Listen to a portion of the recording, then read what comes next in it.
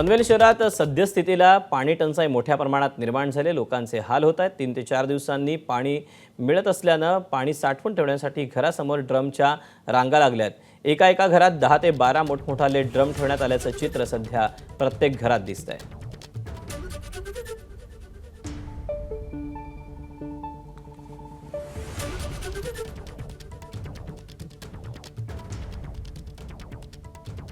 खूप परिस्थिती वाईट आहे गावामध्ये पाण्यासाठी। आणि बघू शकता तुम्ही ड्रम वगैरे किती सगळे लोकांच्या घराच्या बाहेर ड्रमच भरलेत। विकत पाणी घ्यायला लागतं आणि पाणी खूप दिवसातून येतं, कधी 2-2 दिवसातून येतं आणि आले तरी 1 तास अर्धा तास बस। आणि एका नळावरती जेमतेम 2-3 फॅमिली पाणी भरतात।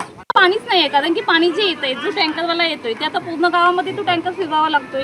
मग त्याच्यामुळे सगळ्याच माणसांना रोज पाणी येऊ शकत नाही। 8 ते 10 दिवसाचा हा पुरवठा आहे आणि म्हणजे घरात ज्या घरी पुढचे जे लोक आहेत त्यांच्या पाठची घरची पण लोक आहेत त्यांना पण हे पाणी दिलं जातं। मग प्रत्येकाला हे पाणी पुरवण्यासाठी 8 ते 10 दिवसाचा गॅप पडतो। मग त्यासाठी हे असे ड्रम लावावे लागतात। 4-4, 8-8 दिवस आलंच नाही म्हणजे कुठं जायचं, पण तेच आपलं घ्यायचं। खर्चाला बिरचाला पाणी आहे की नाही? हा ये ना, हे पुरवायचं आपलं 4-5 दिवस ते टँकर येतो, हे पाणी येतो, पुरवठा करायचा त्याचा। रोज अडचणी येतात, थोड्या अडचणी येतात, पण आम्ही हेच आपलं वापरतो, ते दुसरं पाणी येतो।